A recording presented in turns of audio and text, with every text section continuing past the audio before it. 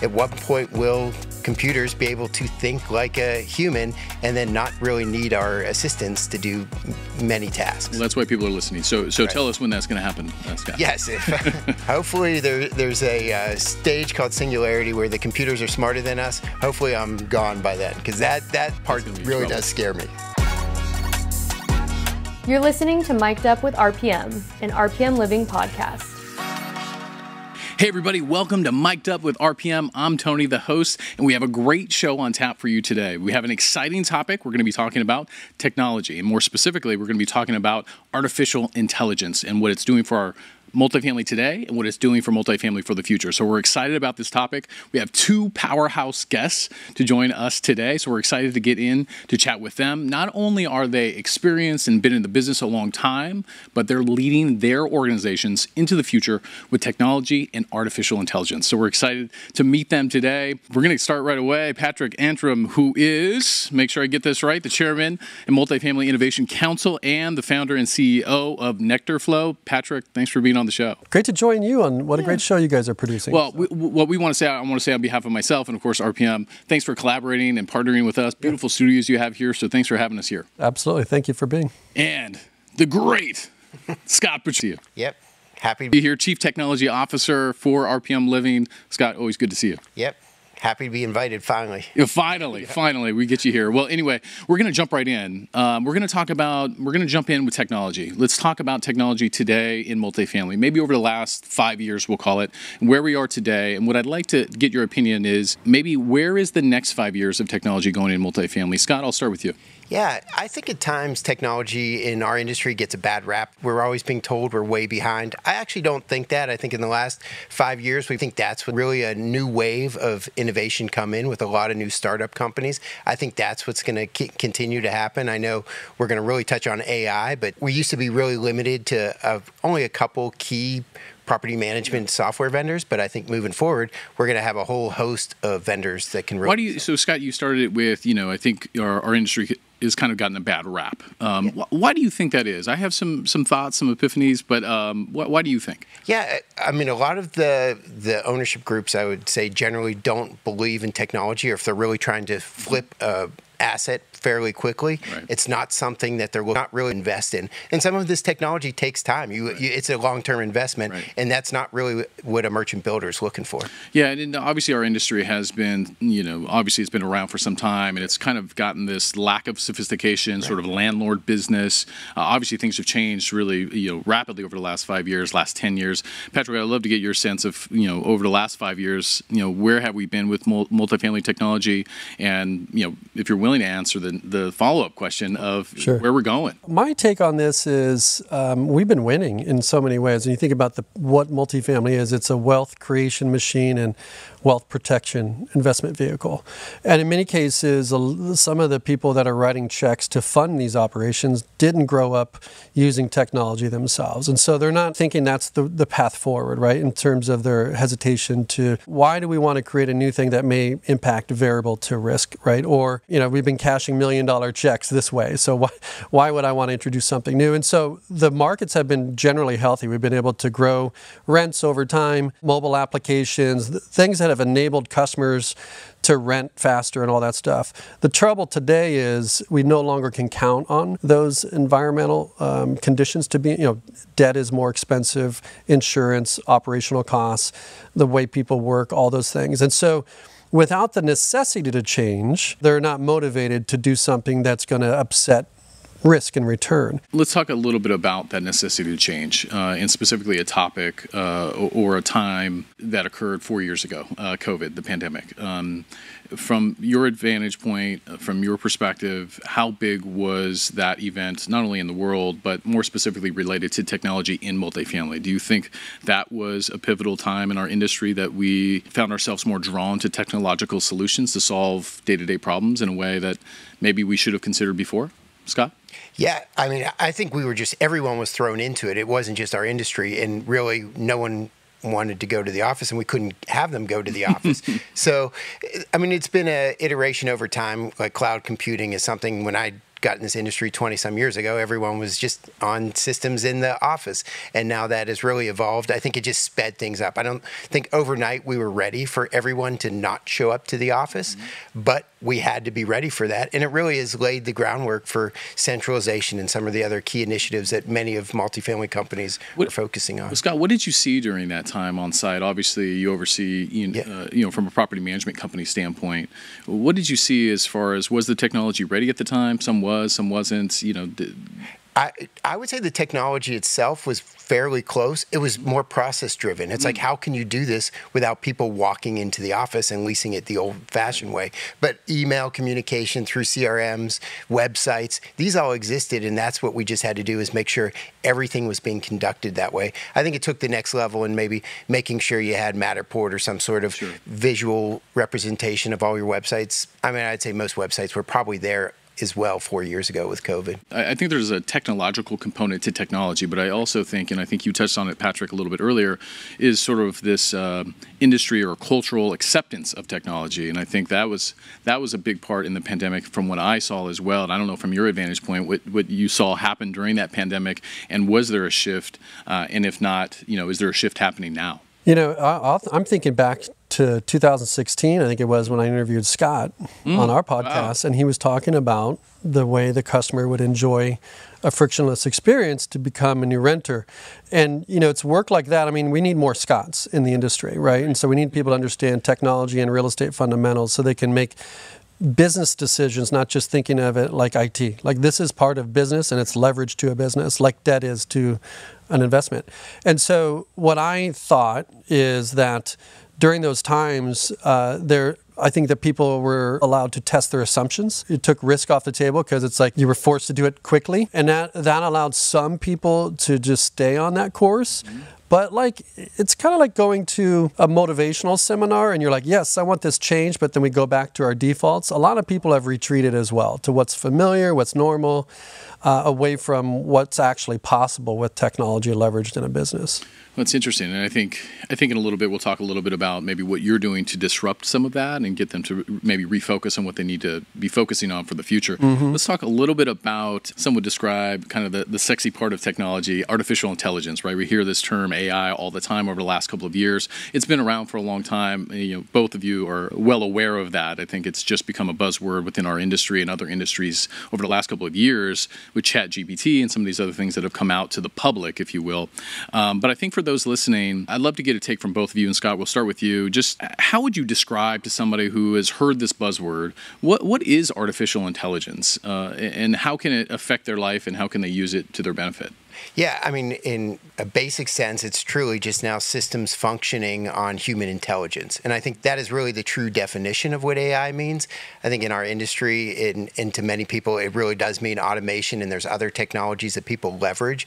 But for us, it's at what point will computers be able to think like a human and then not really need our assistance to do many tasks? Well, that's why people are listening. So right. Tell us when that's going to happen, Scott. Yes.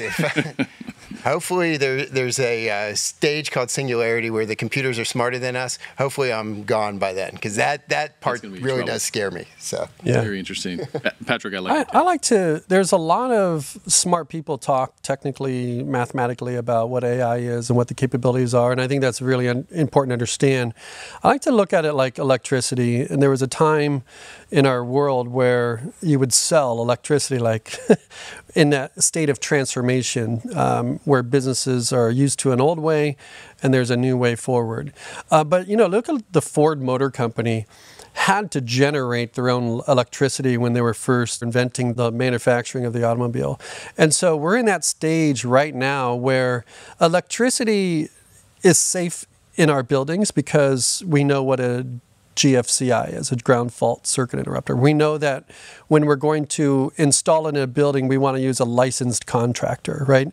AI is in that space where at some point it's not going to be, everybody's going to have it. It's not a differentiator, right? And so, but we don't have the standards, I think, of how to bring it in, who to trust, what it is, how do I even know how to evaluate it, and these types of things. And that's what I meant by we need more Scotts. We need more people in the industry that commit to learning these things, because it is truly rearranged work. Now, it may not have rearranged your work, but it will in a positive and humane way. I think that there's a lot of conversations around the displacement of jobs and all these types of things. But if you truly understand the capability of this thing, it's here to actually help us. Mm-hmm. And if you're here to help an investor go to a higher level of productivity or a higher level of return, you should be excited about this. So I like to back it up and look at it like GPT is technically a generative pre-trained transformer in its form of ChatGPT as we know it, but it's also a general purpose technology, which means we hope that every company and every product and every solution has it in the business because it's going to unlock opportunities for us as humans to do really remarkable things that make us different. I never sold you on the lights in the room, right? You're just in here. Every office has lights. It's not that unique, and we're just in that stage where we're defining that transition right now. So Patrick, I want to stay with you because I think you're seasoned in this space. Not Scott, that obviously they're not. But let's talk about the different types of AI. You referenced a few of them, and specifically, let's talk about the specific types of AI that may affect our business, multifamily. Mm-hmm. Would you mind? Well, I mean, clearly generative AI is interesting. Predictive AI, looking at more of your data and making... So can you kind of help the audience for those, this is the first time maybe they've heard of generative AI. Right. Can you help us define maybe what that is? Yes. So, I mean, AI is really just the umbrella branch of this technology, right? You've got a little bit of science, you got a little bit of tech, and you have some language stuff in there. But it's doing the things from understanding language, understanding data, learning from that data. But predictive AI is more, looking at from the data that I have, how can I make some objective, probable outcomes from the data I have, right? The generative AI is the opposite of that. It's actually creating new data, right? It's creating something from a collection like our brain. It just has learned things over time. I'm generating words right now, new words, right, from the topic that you present, right? So generative AI has an opportunity to rearrange a lot of the work that we're doing. And Sam Altman, who's leading OpenAI, has sort of laid out 5 stages of this. The first stage, as multifamily, we see it in conversational stuff, early point solutions, language processing, chatbot type of experiences. That's sort of like the stage 1. The stage 2 is the reasoning, and that's where we are today. And OpenAI just came out with a reasoning model, right? And so it can actually think, right? Like we think, right? And then the third thing would be agents. And that's where, when you think of an organization and the organizational chart, we organize companies through people. And those people are to do certain levels of tasks, and those tasks have assignments. So the org chart organizes what the capability of a business is. Agents can cross different roles and function like human teams. And then the next stage, which is the fourth, is really the innovation stage, which is when you think about the great benefit of all of this is like AI through agentic work, talking to other AI agents, thinking, reasoning, right? And then being able to do all this, solving cancers and cures for really difficult, complex problems. And then the fifth stage, which is, to Scott's point, thousands and thousands of days ahead, is the corporation piece, where essentially all this can do all the work that we can do, right?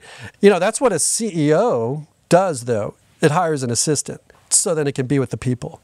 Right? And so it's like, imagine in a corporation where every individual in an organization can truly be the amazing person that they are, impacting the customer in a way, and getting all these layers of things that we call work out of the way so we can show up in the way that we think humans can probably serve best in the world. Well, thank you, Patrick, for that. Scott, how is multifamily today embracing some elements of AI, and how do you see them sort of proceeding in the coming years, embracing more elements of AI? As Patrick was mentioning, a lot of the things down the road are going to be very dependent on us working with partners and software vendors to deliver them.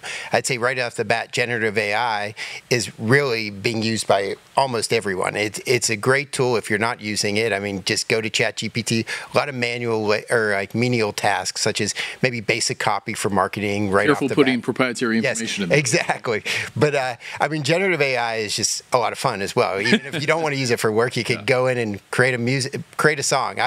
It's kind of like that YouTube vortex. I can get sucked into You're a musician too. Right. Well, I listen to music, but and I have long hair, but that's about it. So, just assume the two. Yeah, but I mean, I think that the first level for us is how can we really use like some of the tasks or some of the GPTs out there in Copilot and some of these tools.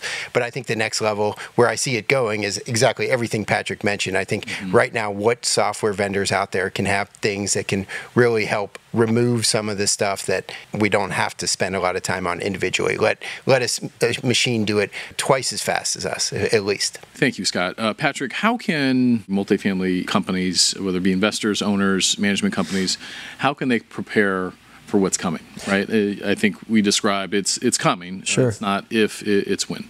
You know, every leasing agent, maintenance technician, employee in the multifamily space right now has an opportunity to look at technology as leverage in the business. And before, you need to get an MBA in finance to look at debt and figure out how to get leverage in a business. So paying attention to those things, I think, is highly important no matter where you are in the organization. So I think it's a real opportunity for that because ultimately, that is the purpose of us being employed, is to create value. Take something from low levels of productivity to higher levels of productivity. And so to the extent you can understand it like you understand the English language or a foreign language of yours, is that this is the language of business of the future. So if you're somebody that can talk that language and provide value and move people through change, this transformation, then you're going to be more valuable as a human being. And so I think what I like to do is when we think about technology, historically, we've purchased it. And if you're purchasing technology, oftentimes you're using something that everybody else is using. So if I'm building a healthy multifamily business right now, I'm thinking about where are the processes in my organization that I can take a 10-minute task and move it to a 3-minute task, let people be part of the beginning and the end so I have comfort over how it works and I'm supervising it and whatever, but I'm making my employee experience better. And in doing that, I'm finding money in the organization. These are the things that are happening even outside like the property management system, right? Kind of like a crawl, walk, run. This is only 18 months. It's in infant stage, and a lot of the point solutions are figuring it out, but you will end up choosing some best-in-class point solution partners that you want to work with, but ultimately think about, how do you find the small micro solutions that technology and AI can solve that will probably not even ever be a product that team built or have to buy because it's not venture backable. It's not going to have a team built around it. It's going to, like leasing commissions, let's say. Like, is there a point solution to solve for that? There isn't. Is there one that creates email signatures? These things are costing companies millions and millions of dollars. And if we can solve for them, then we can also say there's other paths to yield instead of just raising rents and these types of things.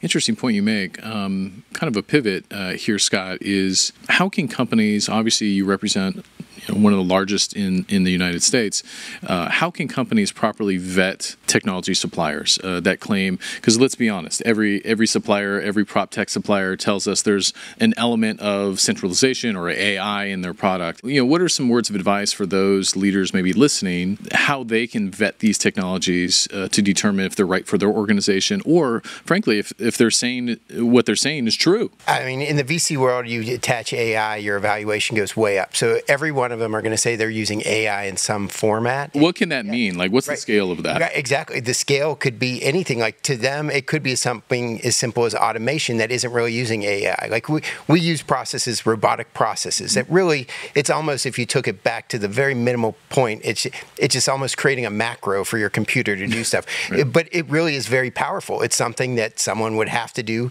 hours on end. Instead, we can have an RPA do that. That, to me, would not be the true definition of AI. There's a lot of value there. And I think that's what we want to dive in when we look at these vendors. What does AI mean? I mean, a lot of the small startups don't have like the SOCs and some of the stuff to document their processes. But I think that's where, as we really want to look at vendors, let's dive in and see how sophisticated they truly are. Interesting. And now, Patrick, you've made this point, I think, many a times, whether it be on your live broadcast or even, I think, referenced it today, how important it is for senior leaders to be at the table in looking at this technology. Before I get to your thought on that, because I have a sense of where your take is on that. Scott, you being at those tables, how important is it for non-technological, non-CTOs, if you will, to be at that table to discuss what this means for our culture, our processes, our people, all those things? There's an investment that needs to be made that they need to understand financially. So that would be the very first part of them. CFO. Right, exactly. Join the meeting, yeah. But as Patrick was mentioning, to really leverage AI and to be where we are in a few years is investing in your data structure. Like your data is really going to be key on how you have it organized. And maybe many people won't understand there's some cost to that. Also, even really diving in and documenting processes, not sexy, so senior leadership has to understand sitting at the table. They're big picture, right? Yes, they don't want any processes. These are the things that we're going to have to really put our time and efforts in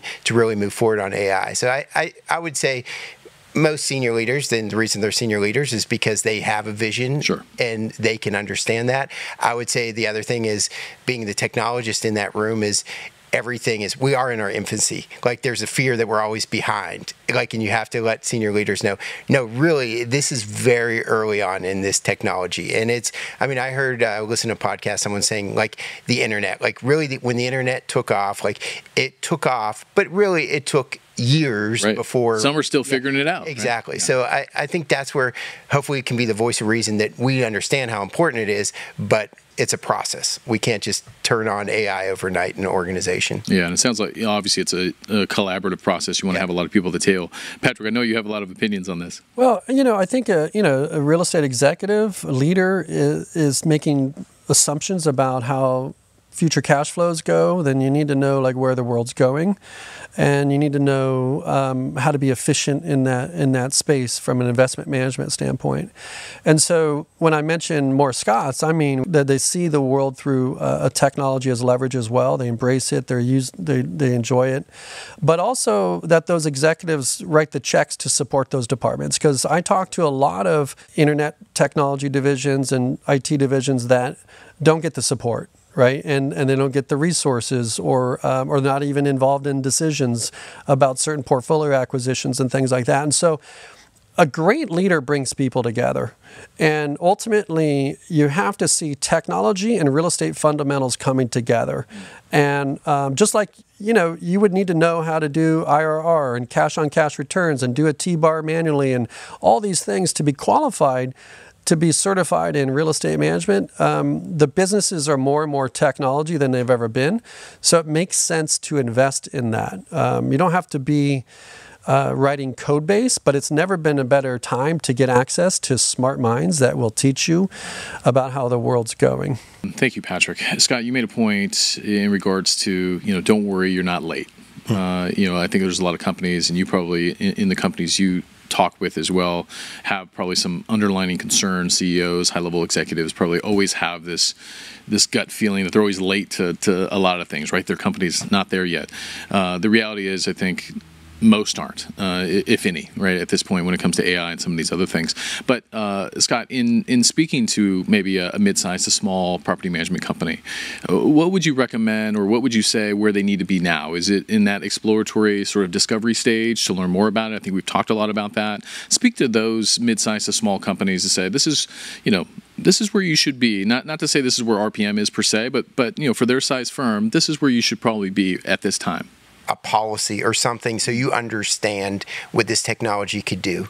But a policy is predicated on understanding some of the technology, though, too, right? Yeah, I think end users know this technology even before. That's not a problem, but really they call it shadow IT. But associates will figure out stuff, and they're not going to wait for a small or medium company. Quite honestly, they're probably using ChatGPT. So the first part, if you're not aware of that, just have an open, honest conversation with your folks. How can it be leveraged? I mean, there's just so many tasks, like a simple thing like writing a job description. Like it used to take you a while. Now, honestly, if you don't probably put it in some generative AI tool, you've just wasted 30 minutes.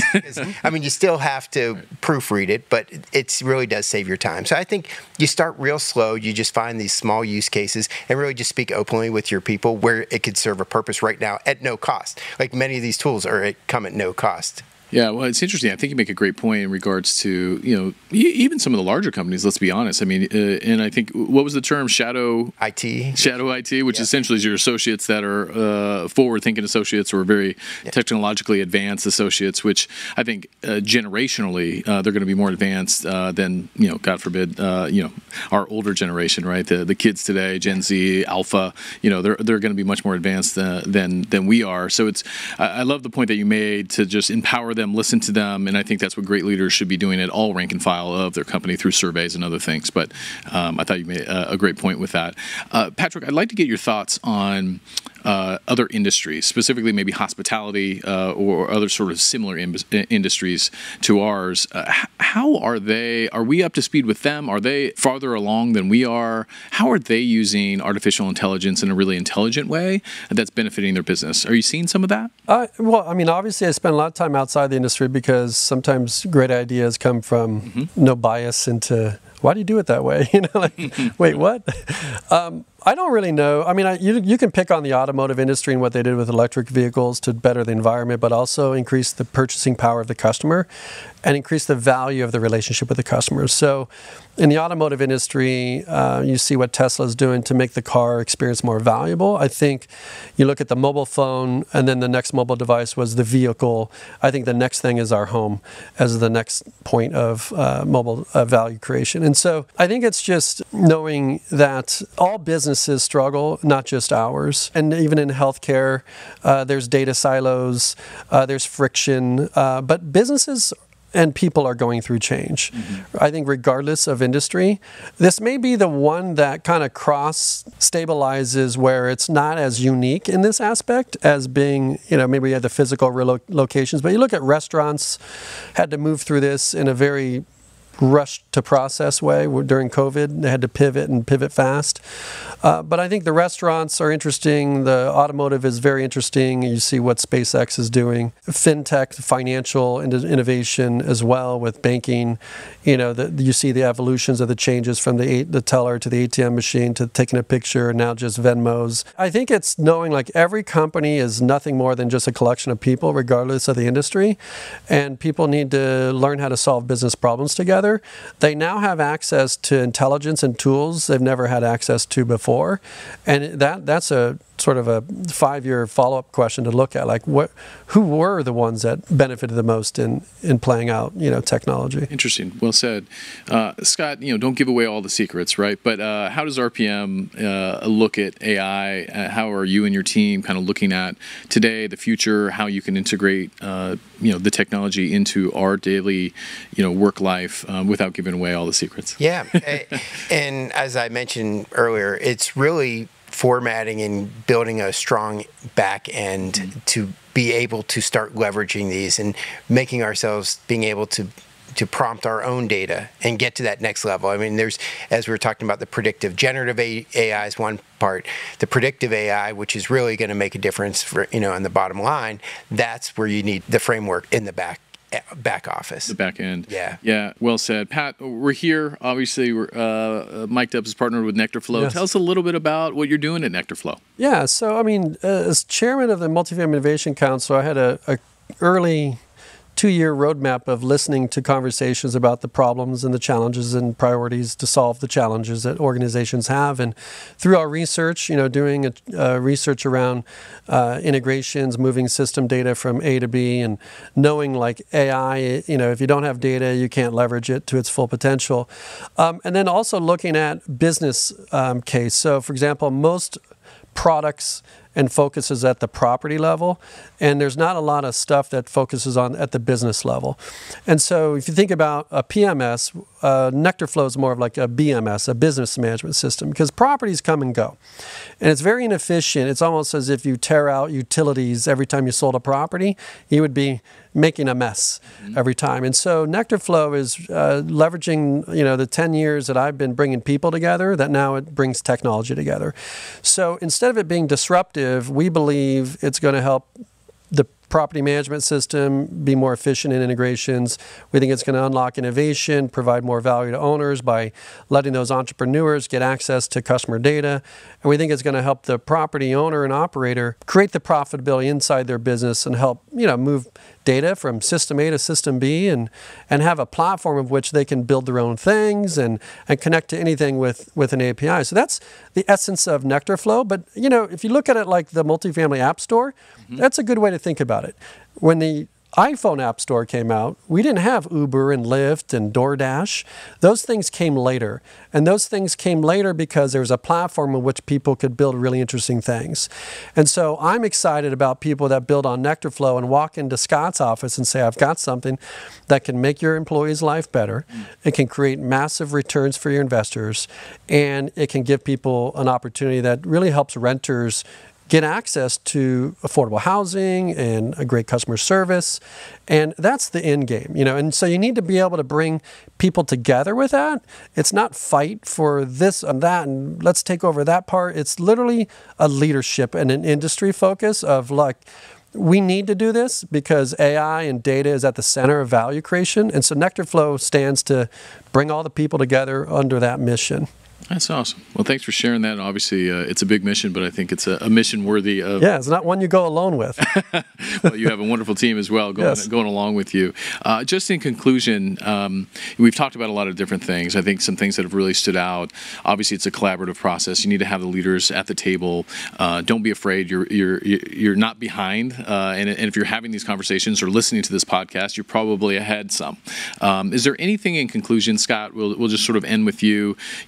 Whether it be to the owner, investor, property management company, don't be afraid of this technology. Embrace this technology. Obviously, it's not going anywhere. Is there anything wise words in conclusion here, just in regards to all that we talked about today? I'm a big fan of reading and listening to as many podcasts or reading periodicals that you can. And I think you do need to stay ahead of it. So where you are today is understanding where AI is. And that would be my one piece is just learn. Right now, and to maybe make you feel better, where are we today? I was listening to a podcast the other day. They're the only one that's made money off AI today is NVIDIA. And they really are just doing the chips that are needed. So we're still early on in the process, but I think we are going to get there. When is it going to be? 2030? Is that a good, you go all over the map on when's a good spot where it's going to really shift the industry. But you've got time would be my one thing to tell you. That's good advice. Yeah. Well, how about you, Patrick? Yeah. So I think look at it like a lease up. So lease-ups are just something, until you do them, you don't really understand what happens. True. The mess and the construction, it takes time and you're solving problems. But AI is something that you do, especially even automation. And you can learn and get educated. To Scott's point, you have to be able to quickly learn, understand information, but now you have all the tools to organize these things for you, right? So you can learn at incredible speeds, more access to learn online and get access to that training from an academic standpoint, but play with it like clay or Play-Doh or building blocks. This is something you do. And when you do that, what ends up happening is leaders today open up, they see their business differently. When I walk into a vacant apartment and I see drywall, I see beyond that because I know what's behind the wall. I know the plumbing and I know the architecture and I know all that stuff. And so customers only see the drywall. But if you're a leader and you've built and you've played and you broke things, then you have something to fix and there's learning there. And then it increases your confidence and then you're able to walk into any organization, feel better about it, and create value. So I think it's not enough to listen, attend conferences. You need to get into action. You need to try things. You need to mess it up, fail safe, and then fix things when they break. Yeah, roll up your sleeves, get a little messy. And I think, let's be honest, for leaders and for those who typically know a lot about a lot, sometimes making mistakes or not being a subject matter expert right away can be challenging. But I think you guys both make some great points. Thanks for sharing them. Thanks for being on today's show. We really appreciate your insights and your takes today. Yeah, thank you. Thank you, Tony. Appreciate you having us on. Well, thanks for joining us on Mic'd Up here with RPM. I'm Tony Souza. Thanks for joining us today. We hope you check out our next episode. Thanks for listening to Mic'd Up with RPM. Be sure to follow and subscribe to be notified of our future episodes.